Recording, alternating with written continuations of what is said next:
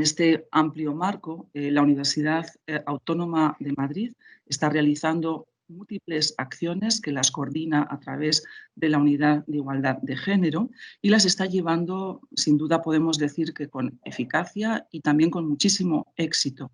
Y, por supuesto, siempre con la colaboración de otras muchas instancias que participan también en estas actividades en el marco de la unidad. Se hacen planes de formación, planes de sensibilización, se denuncia, se acompaña a las víctimas de acoso sexual y por razón de sexo. Todavía de manera más precisa, la campaña Rompe el Silencio, que es una campaña que iniciamos hace ya 2 años, se ha convertido en una herramienta y en un canal para devolver la palabra a quienes se han visto desposeídas de ella. La palabra frente al silencio, el apoyo colectivo y el apoyo institucional frente al poder individual.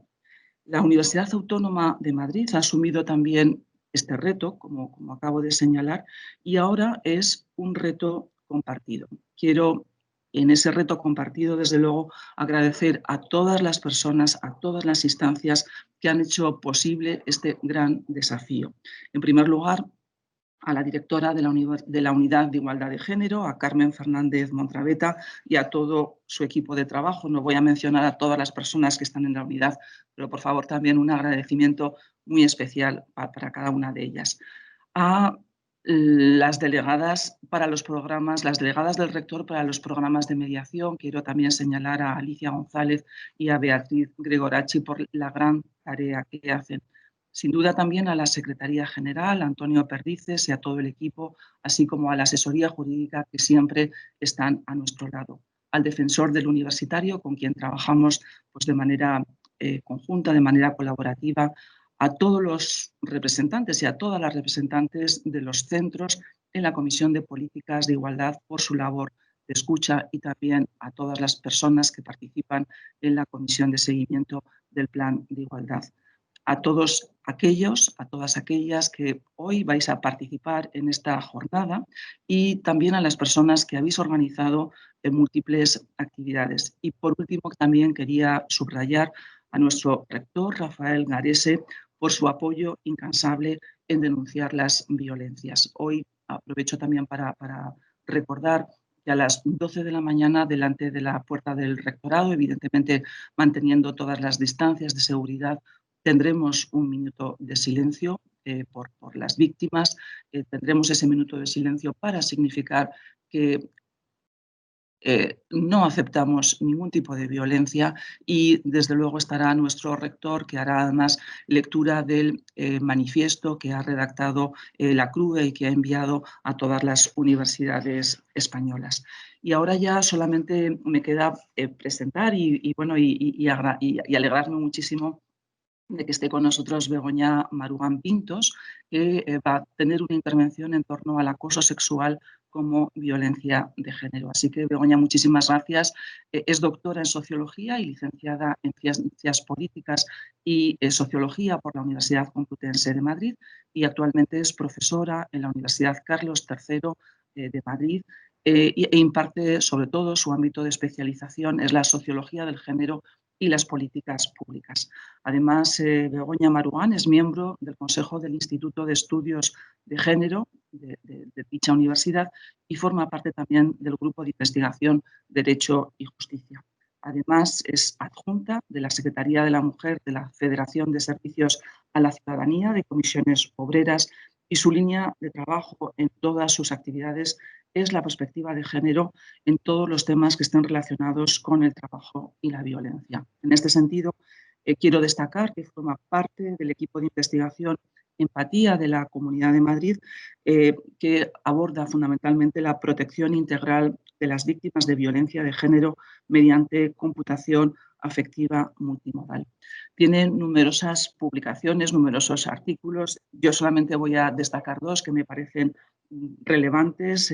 Una de 2018, la primera que voy a señalar, titulada Feminismos, una mirada desde la sociología, que lo hace junto a María Jesús Miranda, y otra publicación de 2008 titulada Amor, Razón y Violencia. Pues, Begoña, muchísimas gracias por acompañarnos y tienes la palabra cuando quieras.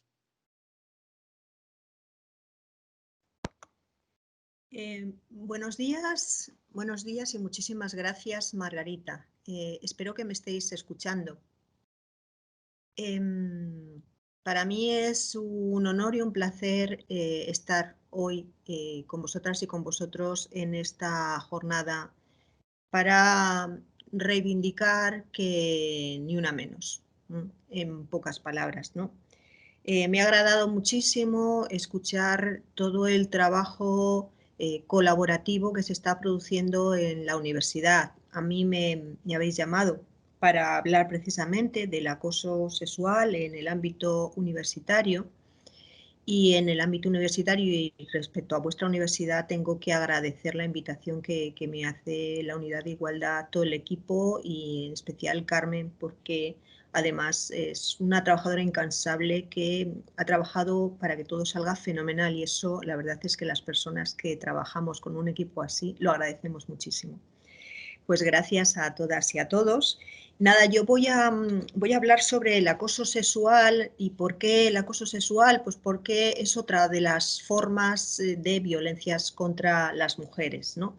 Hemos cogido el concepto de violencia de género para hablar solo de un tipo de violencia, que es la violencia que se produce por aquellos hombres con los cuales tenemos una relación afectiva, pero las violencias contra las mujeres tienen muchas otras formas y el acoso sexual en la universidad es una forma específica de violencia de género. Tenía preparado un PowerPoint y no sé si lo estáis viendo, pero quiero también agradecer a Nacho que me va a ayudar a compartir esta experiencia subiendo el PowerPoint. Si en algún momento veis que hay algún problema, lo decimos, ¿no? Hablamos del acoso sexual y decía que no es nuevo, ¿no? No es nuevo y de hecho ya hace unos años, Ana Bidu denunció junto a otros compañeros y compañeras, justamente 13, el tema del acoso sexual en la Universidad Autónoma de Barcelona. Denunció unos hechos que habían sucedido en 2007-2008 y empezó a contar qué sucedió a partir de que ella tuviera 18 años, ¿no? Este es un juicio donde se demostró que había habido acoso sexual. Por tanto, el acoso sexual no es un tema nuevo. Sin embargo, ahora hablamos del acoso. ¿Y por qué hablamos del acoso, no? Y lo hacemos público y cada vez se habla más, ¿no? Y se denuncia más, por decirlo de alguna manera. Denuncia comunicativamente, porque luego veremos los datos, ¿no? Pues digamos que el acoso ya ha pasado a ser conocido como fenómeno mediático, surge fundamentalmente a través de las denuncias que hacen las actrices de Hollywood del caso Weinstein, ¿no?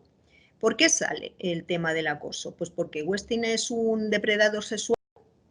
Básicamente no, porque depredadores sexuales ha habido muchos y a lo largo del tiempo, ¿no? Porque sale fundamentalmente por una razón y es porque una actriz en un momento determinado dice a mí me ha pasado esto y otra dice y a mí también me ha pasado y otra dice y a mí también me ha pasado. Quiere decir que son las mujeres con sus denuncias las que ponen sobre la mesa que hay un hecho que no se puede seguir silenciando. Llega un momento en que el acoso sexual contra las mujeres no se puede ocultar. Por eso estamos hablando hoy aquí del acoso. Es verdad que antes el movimiento feminista, los movimientos pro derechos humanos, porque no hay que olvidar que la violencia contra las mujeres es una de las violaciones más graves de derechos humanos.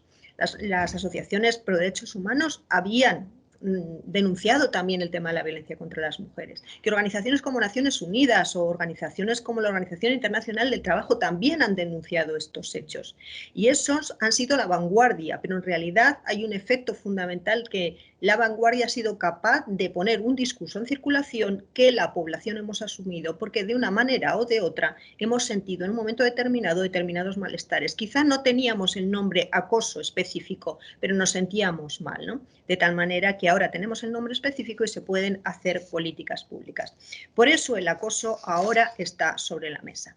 Por tanto, el acoso ha existido siempre, ¿no? Pero además es que ya tenemos formas nuevas de acoso, ¿no? Quiero traer aquí y recordar el caso de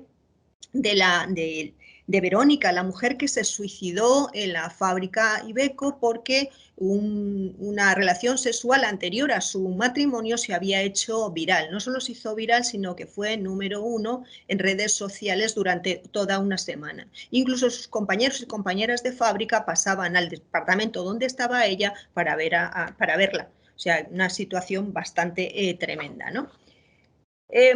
Por tanto, no es nuevo, existen nuevas formas, pero ¿qué sabemos sobre el acoso? Pues lo primero que tenemos que saber sobre el acoso es que es una violencia laboral de género. Y esto me parece fundamental. Cuando hablo de violencia laboral, no solo estoy hablando de laboral en los centros de trabajo, también estoy hablando de los centros educativos. Y de hecho, la legislación casi siempre habla de centros laborales y centros educativos, con lo cual hacerlo extensivo también a este contexto, ¿no? Es verdad que el acoso puede afectar tanto a hombres como mujeres, pero los datos lo que nos están diciendo es que es un tema que afecta fundamentalmente a las mujeres.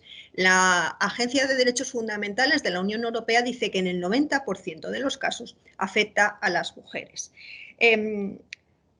Hay unos datos del sindicato UGT que dicen que de las 2.484 víctimas solo hubo 94 condenas, es decir, no llega al 2% de los casos que se condenan. Han salido hace un par de semanas, salieron los resultados de la macroencuesta contra la violencia contra las mujeres. Es la primera vez que la macroencuesta introduce una medición de a cuánto afectan otros tipos de violencias, no solo la violencia de género, la violencia por la pareja, ¿no? Ahí lo que se ve en la macroencuesta es que el 18,8% de las encuestadas ha sufrido acoso en el trabajo. ¿Y esto se denuncia? Pues no se denuncia. Solo el 8,8% de las mujeres que han sido violadas, no acosadas, quiero decir, estoy hablando de un nivel más, estoy hablando ya de agresión sexual donde todo el mundo tiene claro que una violación es un delito. En estos casos, solo el 8,8% de las mujeres que han sido violadas lo denuncian. ¿Quién más denuncia? Pues denuncia a lo mejor un médico, una médica o denuncian otras personas. En esos casos solo es un 2, algo, es decir, el conjunto de denuncias por violación solo asciende al 11,11%. También además se ha extendido otra forma de acoso que es el stalking o el acoso reiterado. En estos casos el 6,7% lo ha recibido por parte de sus compañeros y el 3,1% por parte de sus compañeras. A mí este dato me parece interesante.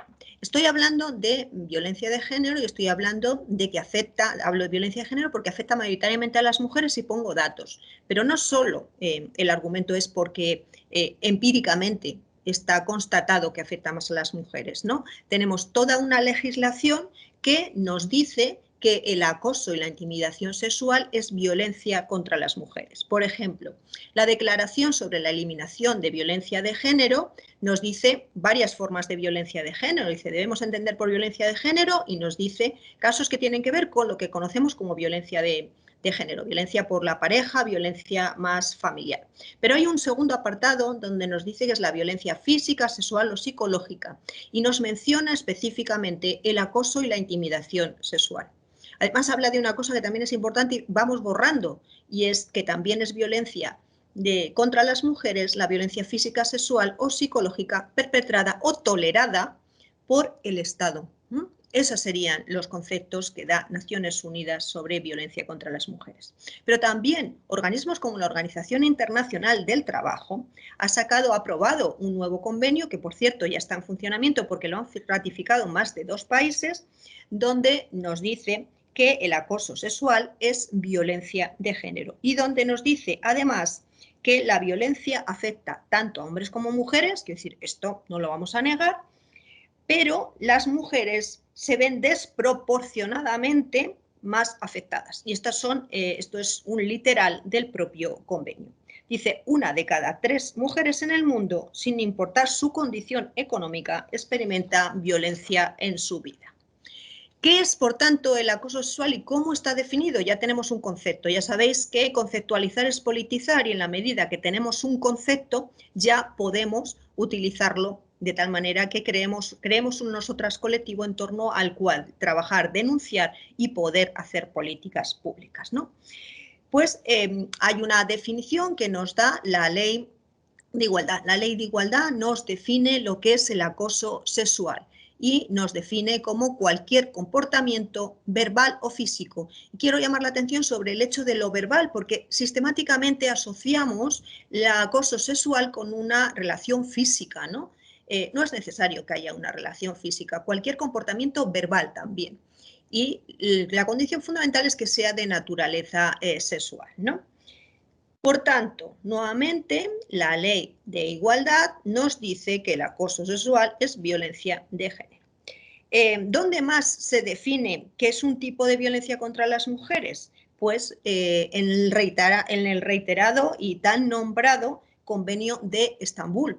El Convenio de Estambul también introduce el acoso sexual como violencia contra las mujeres. También en la Ley de Igualdad, ¿no? La Ley de Igualdad, la Ley 3.1/2007, que es la que nos acaba de definir qué es el acoso, además mandata y obliga tanto a empresas como a administraciones públicas a elaborar protocolos de prevención y de tratamiento contra el acoso. Y hago hincapié en el tema de prevención, porque la mejor solución contra el acoso es que no se produzca. Cuando se ha producido ya hay un daño, ya hay alguien que está sufriendo.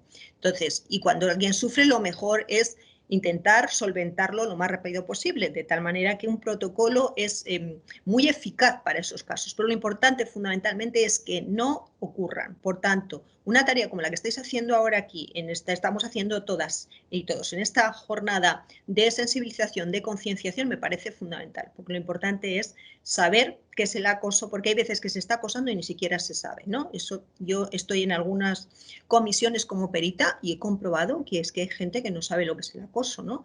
Y que no sabe que lo está haciendo, porque estamos en una sociedad tan machista que ha asumido que determinados comportamientos de falta de respeto con las mujeres son normales, ¿no?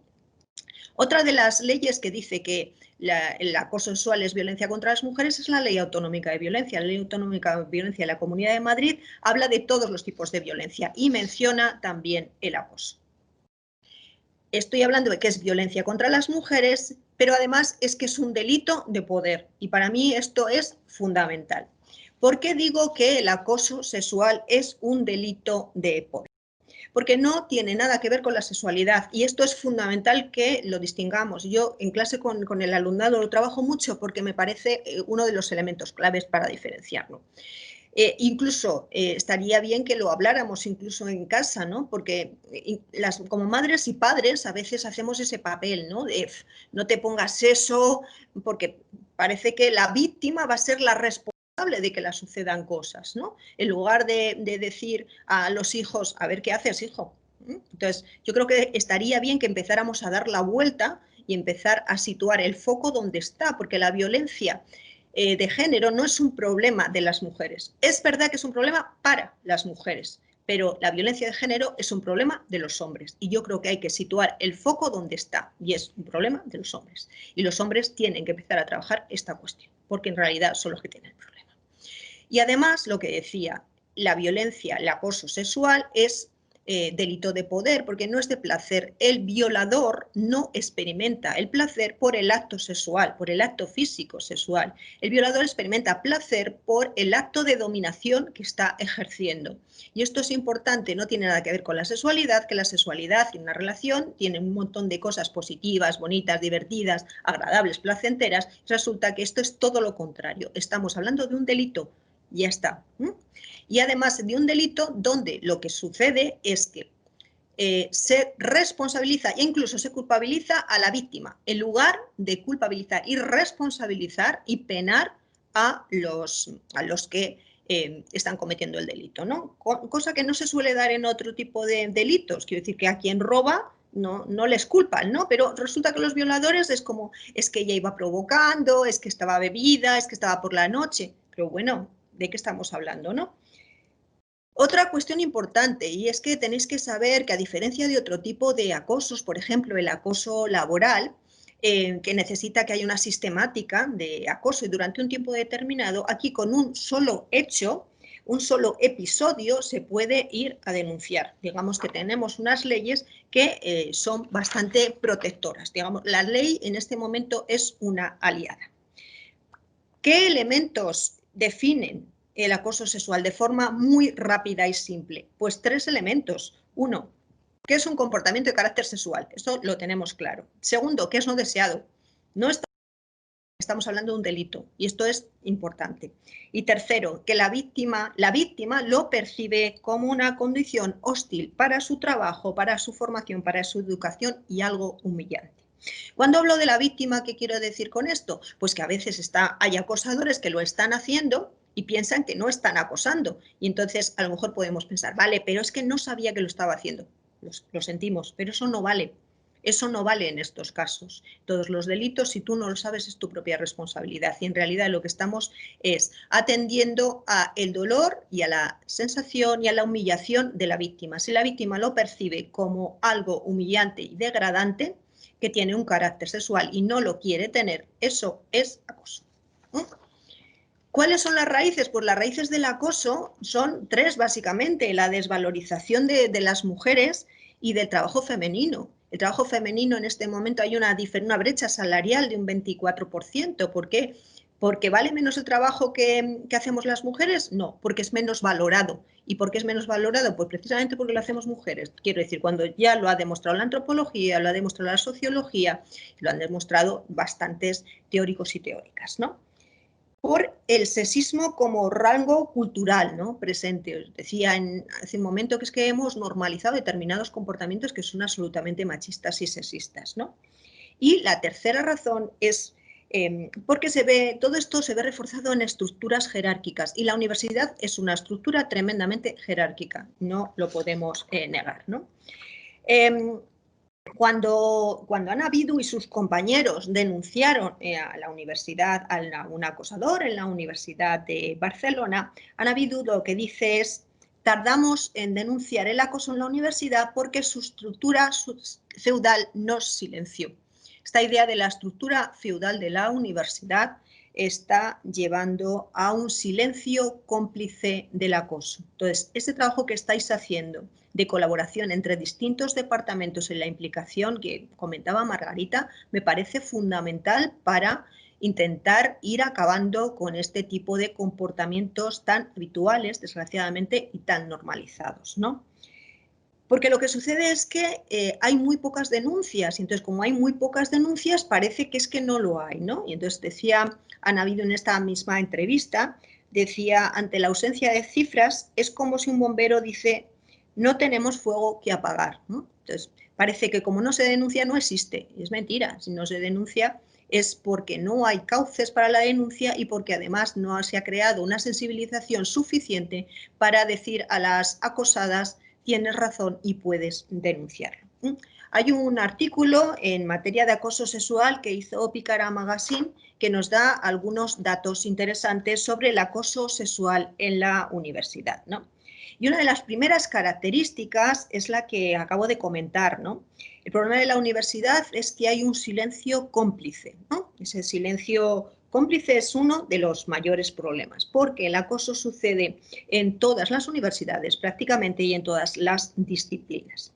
Un estudio que hizo Noelia Higareda y Encarna Bodelón sobre la Universidad Autónoma de Barcelona, los datos que extraía sobre acoso entre las universitarias, estoy hablando no entre el PAS o el PDI, sino entre las universitarias o del profesorado hacia las universitarias, era del 25%, ¿no? En el estudio de Pícara, lo que sacan a través de ir llamando a cada una de las universidades es que había 273 casos de acoso. 102 de ellos eran de acoso sexual, otros eran de acoso laboral y otros no se sabía muy bien de qué era, ¿no?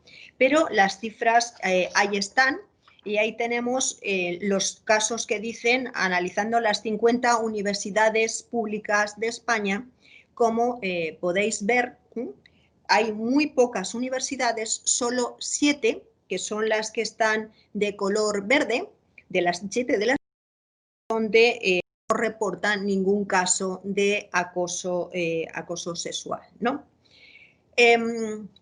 Respecto, un poquito para atrás, que no, Nacho, que nos hemos pasado. Eso, la siguiente. Vale, ahora os voy a dar algunos datos sobre un estudio que hizo la Universidad Complutense de Madrid en 2008. Hizo un estudio lanzando una muestra y lanzó el cuestionario, lo hizo tipo censo, se lo lanzó a toda la universidad, tanto personal, PDI, PAS y alumnado. Contestaron 21.500 personas. El 25% de la Universidad Complutense contestó a esta investigación de la Complutense. ¿Qué datos arrojan?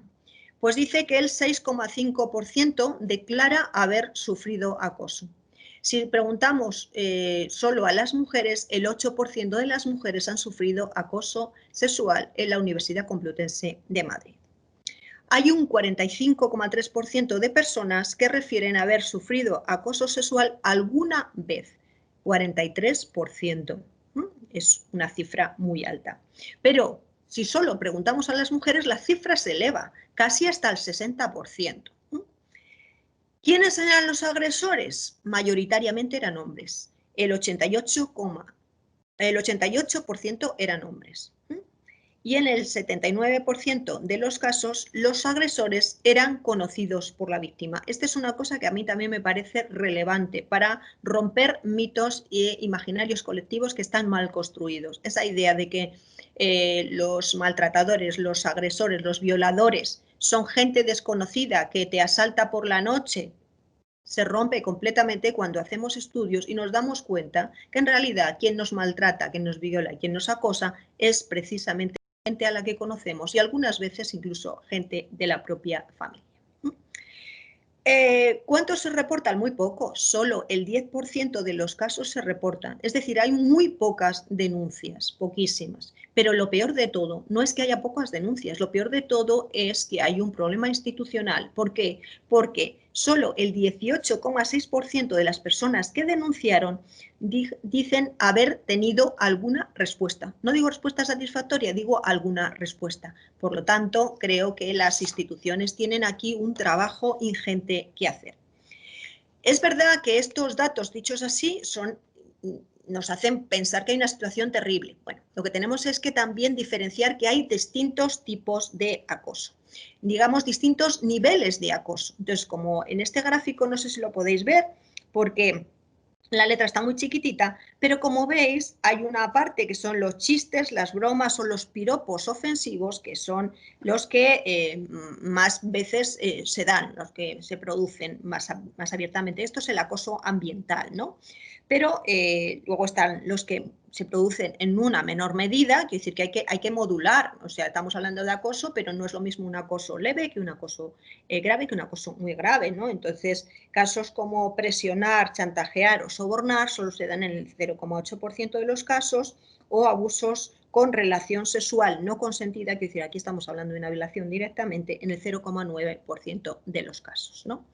Esto es lo que dicen las personas. Pero he puesto el otro gráfico porque esto es, digamos, el acoso sexual declarado. Pero ¿qué sucede con este siguiente? ¿Cuál es el acoso sexual técnico? Es decir, que cuando te hacen una serie de preguntas, una serie de ítems donde está claro que ha habido acoso, tú respondes que sí. Es decir, cuando te preguntan, ¿usted ha sido acosada? Dices no. Pero si te preguntan esos ítems, dices, pues no, yo no he sido acosada. Y te preguntan, ¿y usted ha sido acorralada y le han tocado las tetas? Y entonces dices, sí, dice, bueno, pues a usted la han acosado. Es acoso técnico, ¿no? No lo dicen así tan burda como yo, pero quería que me entendierais. En este caso, las cifras suben exponencialmente y esos casos de asalto, agresión sexual con fuerza se elevan al 49,5% de los casos, o abuso con relación sexual no consentida al 51%. Por tanto, tenemos un problema fundamental, es que no lo vemos, no lo queremos ver o no lo podemos ver porque no somos capaces de gestionar este dolor de alguna manera, ¿no? ¿Y qué tenemos que hacer con esto? Pues tenemos que ser capaces de no sentir miedo y no sentir vergüenza, que esta es una de las cosas que refleja la macroencuesta. Las mujeres no denunciamos porque nos da miedo, porque nos da vergüenza, porque piensan que no nos van a creer. Esta idea del hermana, yo sí te creo, tiene su lógica, porque en realidad muchas hemos sentido que si contamos las cosas no nos van a creer, que piensa la gente que estamos fabulando, ¿no? Y la culpa además, en términos cristianos, recae sobre nosotras, ¿no? Porque somos un país de una concepción tremendamente católica, ¿no? Digo que hay que denunciarlo, y se puede denunciar y se debe denunciar en dos ámbitos. Se debe denunciar en lo laboral, porque si se produce en el trabajo, se produce también en las universidades. Hay un ámbito donde se debe denunciar, porque además la ley de infracciones y sanciones del orden social considera que el acoso sexual es una infracción muy grave. Y el Estatuto de los Trabajadores para las infracciones muy graves determina que es despido disciplinario. Por lo tanto, lo tenemos claro, ¿no? ¿Quién tiene que pagar? ¿Quién es responsable? No la víctima, que además de sufrir esa agresión, esa humillación, después siente la culpa, la vergüenza o el miedo. También se puede ir al Código Penal. Es un delito y está tipificado a partir de los artículos 184 y siguientes. Decía antes que tenemos una concepción del acoso sexual que es muy física, ¿no? Y lo que quiero es explicar que hay varios tipos de acoso. Uno es el chantaje sexual. Yo creo que el chantaje sexual le entendemos perfectamente como un acoso. El chantaje sexual es el sexuales a cambio de algún tipo de favor, ¿no? Por ejemplo, si te acuestas conmigo, te renuevo el contrato. O si te acuestas conmigo, no te cambio de lugar de trabajo. O te asciendo. O te apruebo un examen en el ámbito laboral, por ejemplo. En el ámbito académico también, ¿no? Ese es el chantaje sexual y todo el mundo tenemos claro que eso es acoso sexual. Sin embargo, y que además este acoso se produce por los superiores, porque hay tres elementos que nos hacen visibilizar mucho mejor el acoso sexual. Una es cuando es un acoso que proviene de los superiores, entonces lo vemos más claramente. En segundo lugar, cuando es una agresión física y muy grave, ¿no? Cuando ya prácticamente es una violación, que ya sería una agresión sexual, pero bueno. Y en tercer lugar, cuando es reiterado en el tiempo, ¿no? En esos tres casos lo tenemos mucho más claro. Y hablamos casi siempre de chantaje sexual. Sin embargo, hay otra forma de acoso y es el acoso ambiental. El acoso ambiental se desarrolla ese comportamiento de naturaleza sexual de cualquier tipo y que tiene como consecuencia producir un contexto de intimidación hostil, ofensiva o humillante. ¿Qué diferencia hay con el chantaje? Que te lo puede hacer cualquier compañero, no hace falta cualquier compañero, amigo, cualquier usuario, no hace falta que haya una relación jerárquica. Esa es la primera cuestión. La segunda cuestión es que se produce también ambientalmente. Y voy a poner algunos ejemplos que seguramente os suenen y lo hayáis visto y lo hayáis vivido, ¿no? El tema de los carteles o de los calendarios de mujeres desnudas en determinadas instalaciones, por ejemplo, en los talleres mecánicos, por decir un ejemplo, ¿no? O ayer estaba en el Ayuntamiento de San Fernando de Henares y me comentaban cómo en determinado departamento del propio ayuntamiento esos carteles se retiraron cuando se contrataron mujeres, porque hasta entonces era una práctica habitual tener la sala llena de este tipo de decoración, ¿no? Eso es acoso ambiental.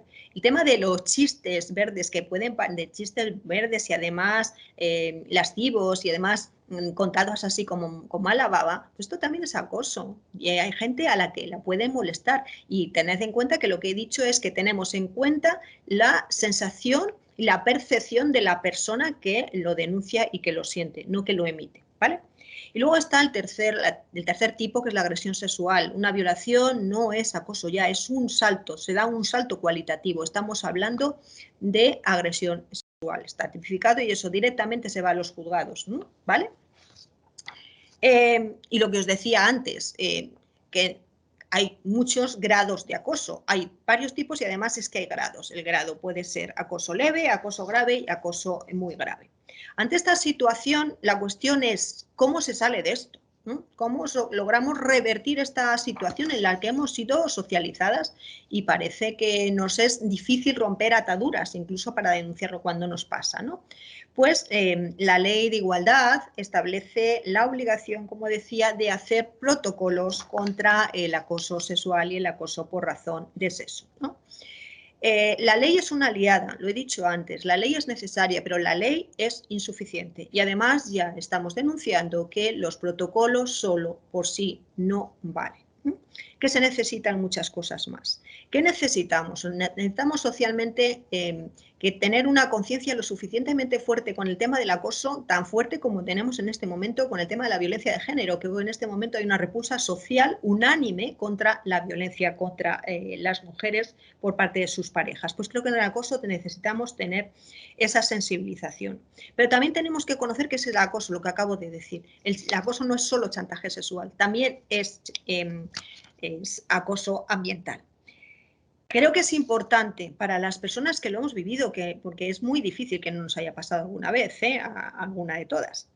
Tenemos que compartir las experiencias, porque cuando compartimos las experiencias nos damos cuenta de que no somos únicas y de que a mí también me ha pasado. Y podemos crear ese nosotras colectivo para luchar contra algo juntas.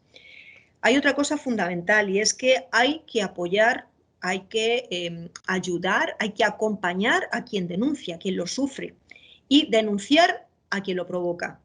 Esas dos cosas creo que tienen que ir en paralelo, ¿no? Y luego es importante como institución dar cauces para poder denunciar y poder acompañar, ¿no? He puesto ya la última cosa, una aplicación que he visto sobre los puntos violeta, porque me parece muy interesante no solo los acosos que se producen en la universidad, sino que teniendo en cuenta que vamos a tener población universitaria y que puede sufrir este tipo de acosos sexuales en la calle, que tengan también la aplicación de los puntos violeta en lugares seguros. Y con esto nada más, muchísimas gracias por vuestra atención y espero que sirva y que ni una menos. Gracias. Pues, querida Begoña, muchísimas gracias por esta intervención que desde luego en la que nos has dado, bueno, yo creo que muchos datos al inicio. Has hecho también un análisis tremendamente certero y desde luego nos anima a seguir trabajando en ello para, como tú decías, ahora al final tenemos que tener una conciencia tremendamente fuerte, tenemos que compartir todas las experiencias para reforzar ese nosotras. Voy a ver en el chat, yo creo que vamos a tener algunas preguntas porque queremos abrir un tiempo de preguntas. Entonces, bueno, no sé si hay alguna ahora mismo, creo que de momento no ha llegado ninguna. No ha llegado ninguna, ¿verdad, Carmen? No tenemos ninguna ahora por el momento, pero bueno, si llegase alguna, pues estaríamos encantadas de podérsela formular a Begoña, porque es el momento para ello. Pues bueno, pues igual podemos dar a una de ellas la palabra, por favor. Sí, que es Ana María Coello dos Santos, ¿es así? Sí. Y Rita, sí, pues por favor, Ana María. Es Ana Margarita. Buenos días. Muchas gracias por la charla muy interesante. Sí, perdón, Ana No te Margarita. preocupes. Tengo una pregunta muy sencilla. Y en el caso de que haya un caso, bueno, que una trabajadora ponga una denuncia en su trabajo por acoso sexual por un compañero, hasta que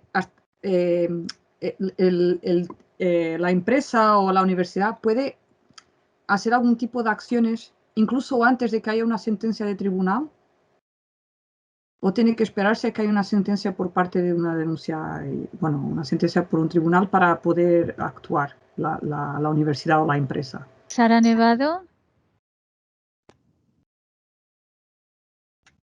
Pues Sara, adelante, por favor. ¿Hola? ¿Me oís? Sí, hola. Sí, No me funciona la cámara. No te preocupes. Bueno, Begoña, muchísimas gracias por la charla. Yo te quería preguntar sobre la diferencia entre el concepto de abuso y acoso, porque según algunas leyes te dicen que el acoso es de manera reiterada y el abuso es en ocasiones puntuales, y hay como un poco de confusión en los artículos que yo he estado leyendo sobre esto con la diferencia entre acoso y abuso. Entonces no sé si me puedes aclarar tú un poco la diferencia. Y muchísimas gracias ya de antemano. Y Y había otra mano, yo creo, otra mano levantada, y ya Sí, con esto cerramos estas intervenciones para que Begoña pueda responder. sí. Había otra mano. Susana Quicios. Pues Susana, por favor. Sí, hola, buenos días. Muchísimas Buenos días. gracias por la conferencia y por la ocasión que se nos da para seguir teniendo información sobre esta materia. Yo tengo también una duda muy concreta al hilo de un titular que me acaba de llegar de un periódico. En la inmensa mayoría de los casos de violencia contra las mujeres se conoce el maltrato, pero no se hace nada por el círculo más cercano, amigos, familiares. No hay denuncias tampoco de las mujeres y tampoco hay actuación de los más cercanos que tendrían que proteger también a las mujeres. ¿Cómo se puede corregir esto, que me parece que es la clave para que, porque ya hay leyes, desde luego, no sé qué más se puede hacer para evitar que siga habiendo violencia desmesurada contra las mujeres? Y no sé si la ponente tiene alguna opinión al respecto. Muchísimas gracias. Gracias, Susana. Pues Begoña, yo creo que igual ahora ya sí que puedes hacer un poco la síntesis en estas tres intervenciones. Vale, pues a ver, empiezo por el principio, ¿no? Empiezo contestando a Ana Margarita, ¿no? Ana, hay que diferenciar entre la actuación en el ámbito laboral y en el ámbito penal. Esto es lo primero, ¿no? Entonces, tú preguntabas si hay una denuncia en el ámbito laboral. Si hay una denuncia en el ámbito laboral, lo que se activan son, en el caso de que haya protocolo, se activa el protocolo o se activa, digamos, los instrumentos diseñados para actuar laboralmente, ¿no? ¿Eso qué significa? ¿Significa que no se puede hacer nada hasta que no se ha investigado laboralmente? Digo, en el protocolo lo que suele haber es una comisión de investigación que determina si ha sido eso acoso y qué nivel, grado de acoso ha habido, ¿no? Y eso lleva un tiempo. No lleva mucho tiempo porque intentamos en los acosos que la investigación de acoso sea el tiempo suficiente, pero no demorarlo. Eso es uno de los principios y garantías que damos a las personas que denuncian, ¿no? Durante ese tiempo que sucede, no sucede nada, incluso mientras se está investigando, lo que se introducen son medidas cautelares. Es decir, cuando hay una denuncia de acoso, lo primero que hace la comisión que va a investigar si ha habido acoso o no es ver dónde están esas personas y qué situación de peligro o de incomodidad hay. Ponte, por ejemplo, que sea un profesor tuyo que te tiene que examinar. Entonces, en cuanto te entra una denuncia de una alumna por parte que denuncia a un profesor que la va a tener que examinar, lo que tiene que hacer esa comisión rápidamente es aplicar una medida cautelar. Ese profesor no la puede seguir evaluando, por ejemplo, ¿no? Eso en el primer caso. Después, el resultado que da, si ha sido acoso, si se demuestra la investigación que ha habido acoso, lo que hay que hacer es pasarlo a los órganos que existen, como es el comité de empresa y la dirección de la universidad, porque lo que va a tocar es instruir un procedimiento de despido disciplinario. Y eso también tiene una serie de mecanismos garantistas siempre para las personas. Decía si no se puede hacer nada hasta que hay sentencia judicial. No, estamos en dos ámbitos. De momento estoy en el ámbito laboral. Una cosa fundamental es cuando se activan los procedimientos penales, cualquier procedimiento penal paraliza cualquier elaboración o desarrollo laboral. Por tanto, ¿yo qué recomiendo? Y lo recomiendo porque además yo soy sindicalista, quiere decir que es que en estas me estoy viendo constantemente. Yo recomiendo que se activen todos los procedimientos. Y cuando digo que se activen todos los procedimientos es que se intente dar respuesta, primero laboralmente y después, si la persona denunciante quiere seguir adelante, porque esto es fundamental, la persona que sufre el acoso tiene que querer, quiero decir, nosotras podemos estar viendo un acoso y yo quiero decir, ¡ay, qué mal me siento, lo voy a denunciar! No, lo voy a denunciar siempre y cuando la persona que ha sufrido la agresión quiera denunciarlo. Tenemos que tener ese elemento es fundamental en estos casos, ¿no? Vale, pues si la persona lo quiere denunciar puede ir por lo penal. Pero posteriormente, yo lo haría posteriormente, porque entre otras cosas, cuando vamos a lo penal hemos perdido completamente el control. Ya esa institución ahí está y hay que trabajar con ella, hay que dar mucha formación. Entonces, y que no digo que no haya que hacerlo, pero que cualquier procedimiento penal paraliza lo laboral. Ojo. La segunda pregunta que me hacía Sara, ¿no? Yo creo que lo que tenemos que distinguir es entre el abuso, la agresión sexual y el acoso sexual. Es verdad que son tres conceptos que al final acabamos metiendo en el mismo saco, ¿no? El delito de abuso sexual es acceder al cuerpo de otra persona sin consentimiento y sin violencia física. El tema de la violencia, la famosa violencia, ¿no? La agresión sexual consiste en acceder al cuerpo de la otra persona sin consentimiento mediante violencia física. O sea, la diferencia entre abuso y agresión está en el concepto de violencia. Otra cosa es cómo concebimos la violencia, ¿no? Que en el caso de la manada os acordáis que tenemos una concepción de la violencia que es tremendamente masculina y tiene que ver con ese imaginario que tenemos que romper, ¿no? Y otra cosa es el acoso, ¿no? El acoso sexual, que obviamente también he dicho que es un delito, que también consiste en la presencia de requisitos por lenguaje verbal, no verbal. Digamos que el acoso cubre un ámbito mayor que la cuestión física, que sea digamos, la propia relación sexual. Esas son las diferencias que yo establecería en esos tres tipos de delitos, Sara. Y luego Susana me hacía la pregunta de cómo hacemos para que el ámbito de relaciones sea consciente de esa situación y apoye a la víctima, ¿no? Me lo preguntaba de otra manera, pero yo creo que esto era lo que planteaba. Vamos a ver, el tema de la violencia contra las mujeres, la violencia por sus parejas, he dicho que está ahora mismo absolutamente asentado en la sociedad. Todo el mundo tenemos claro que es un delito y creo que ha habido un trabajo de concienciación fantástico en el Estado español, ¿no? Tenemos que estar orgullosas de eso. Y sin embargo, en esos casos solo un poco más del 3% lo denuncian familiares. La violencia contra las mujeres las denuncian las propias mujeres, que son las que tienen que salir de esa situación, incluso aunque estén débiles, ¿no? O no tengan mucha autoestima. Pues imaginaros, en el caso de la violencia sexual, cuando además venimos de un país que ha sufrido una dictadura franquista y donde las mujeres hemos tenido que ser la vanguardia de la moral y no solo ser buenas, sino también parecerlo, nos cuesta mucho más y cuesta mucho más. ¿Por qué? Porque el día que una mujer denuncia que ha sufrido acoso sexual, sabemos perfectamente, por experiencia empírica, que su vida sexual va a quedar al albur de todo el mundo y todo el mundo lo va a comentar. Con lo cual, lo que estamos es no solo culpabilizando, sino estamos revictimizando constantemente. Y en el fondo, todas las personas, cuando digo todas, a mí eso me parece también importante, estamos siendo cómplices. Porque somos cómplices cuando volvemos a mandar un WhatsApp de estos que nos mandan, cuando mandamos el vídeo de Verónica, la pobre, que al final, una chavala con 32 años acabó suicidándose. Quiero decir que es que me parece tan cruel y tan duro la sociedad en la que estamos, que deconstruir eso es fundamental. Tú lo has dicho, eso es fundamental.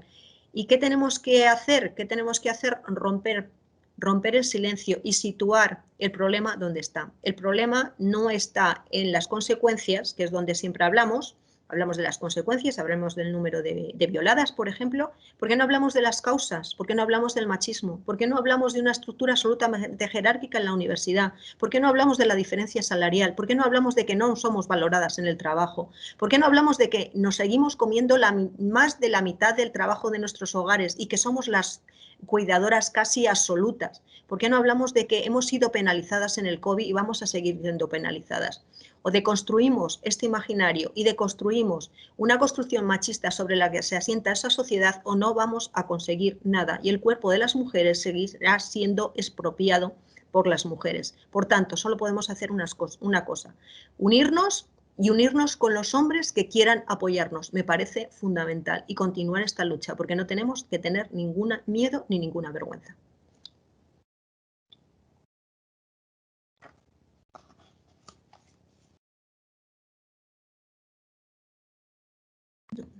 No se te oye, Margarita. Perdón, que tenía el micro apagado. Que muchísimas gracias, Begoña, por la contundencia de las respuestas y por las explicaciones que has dado. Hay otra palabra más, que es Pilar Toboso, la directora del IUEM, del Instituto Universitario de Estudios de la Mujer de la Autónoma. Pilar, por favor, tienes la palabra. Pues muchísimas gracias, Begoña, porque realmente pues, has hecho, yo creo que una síntesis y un planteamiento estupendo. yo te quiero hacer una pregunta muy concreta, y es si hay constancia de alguna sentencia o de algún expediente que se haya abierto a profesores funcionarios y que les hayan llevado, que haya llevado a que hayan sido retirados de su carrera profesional, de su lugar de trabajo en la universidad por acoso sexual reiterado. Porque, digamos, todos tenemos un poco noticias de algunos profesores que, bueno, no estamos hablando de una agresión sexual, pero sí de esto que tú hablabas, de ese acoso, de algunas veces reiterado, y que pues le seguimos viendo ahí en su lugar de trabajo. Buenos días, Pilar. Pues yo te voy a contestar, pero resulta que lo que me viene a la cabeza son dos cosas. Una, comentarte que donde soy perita, en este caso en la Complutense, también soy perita en el Centro Superior de Investigaciones Científicas. En ambos, los peritajes, no solo en los míos, sino también en otros peritajes, las propuestas que han salido, sí han salido de empezar a incoar expediente disciplinario. ¿Qué ha pasado después? No te lo puedo decir porque como perita, digamos que mi trabajo acaba ahí y creo que no es oportuno meterme a ver qué ha pasado. Por lo tanto, no te puedo decir qué ha pasado en esos casos ni dar cifras. Ahora, la segunda idea que me viene a la cabeza es algo que hicimos cuando no existían ni estas leyes ni esta protección. Hace muchos años, o sea, es que fue justo cuando éramos estudiantes, cuando era estudiante, una de las cosas que hicimos en la Universidad Complutense hace muchos años fue crear la Asamblea de Mujeres de la Universidad Complutense, que todavía estaba en Somosaguas, o sea, que daros cuenta, es que han pasado muchos años y es que yo me he hecho bastante vieja. Lo que sucedió es que se denunció a un profesor porque todo, además estaba en la boca de todo el mundo sabía que era un acosador. Y hubo una persona no solo le denunció por acoso, sino que le denunció por violación. Y es verdad que fue separado de su carrera funcionarial y que además tuvo pena. Era un profesor de filosofía, o sea que al profesor que he mencionado antes, que también era de sociología, claro, es que yo soy de sociología, entonces los casos que me sé son de sociología. El caso que he mencionado en Navidu fue declarado incluso en lo penal. Este hombre de la Universidad de Barcelona fue declarado como acosador por lo penal. Se demostraron los hechos y, sin embargo, lo que sucedió es que ya dieron la sentencia cuando ya estaba jubilado. Entonces, laboralmente no había nada que hacer y, además, como habían pasado unos años, ya teóricamente había prescrito. Esta es una de las cosas fundamentales que con el caso, por ejemplo, de los acosos de los pederastas, los niños de la iglesia, algunos que han sufrido acoso en campamentos o tal, que se está reclamando que estos sean delitos de lesa humanidad porque las personas tardamos mucho tiempo en denunciar y, de hecho, los datos de la última macroencuesta son demoledores. Cuando se preguntan a las mujeres por qué no denunciaron una violación, hay un porcentaje elevadísimo que dice que no denunciaron porque tenían menos de 15 años y estoy hablando de una violación. Con eso yo creo que ya está la imagen completamente formada. No te puedo dar mucha más información, Pilar, te digo todo lo que sé. Y como ves, en aquel caso hace muchos años fue la unión y el grupo y la valentía de la Asamblea de las Mujeres como colectivo, que cuando nos juntamos no sumamos, sino que multiplicamos, lo que fue capaz de llevar a un profesor universitario, que todavía era profesor nuestro, a los tribunales. Muchas gracias. Bueno, pues yo creo que ya no hay, muchísimas gracias también, creo que ya no hay más preguntas, con lo cual creo que podemos cerrar aquí, pero bueno, yo creo que como síntesis, con la magnífica intervención de Begoña, creo que nos podemos quedar con 4 desafíos, ¿no? Por un lado, como decías, Begoña, hay que ir a las causas, no simplemente quedarnos en las consecuencias, tenemos que seguir analizando y profundizando en las causas. A continuación, tenemos que deconstruir todos esos estereotipos y toda esa aceptación social que hay en torno a la violencia, En tercer lugar, tenemos que unirnos, no para sumar, como decías ahora mismo, sino para multiplicar. Tenemos que seguir multiplicando. Y por último, desde luego, y muy importante, vamos a continuar. Este ha sido un año más, pero confiemos que en ese un año más sea finalmente el objetivo, que es, desde luego, una víctima menos, un año menos. Lo dejamos aquí, vamos a hacer una pequeña pausa y vamos a continuar después, a continuación, pues con la mesa redonda y con el taller. Begoña, muchísimas gracias y seguimos unidas para seguir trabajando. Gracias. Pues muchas gracias y a seguir.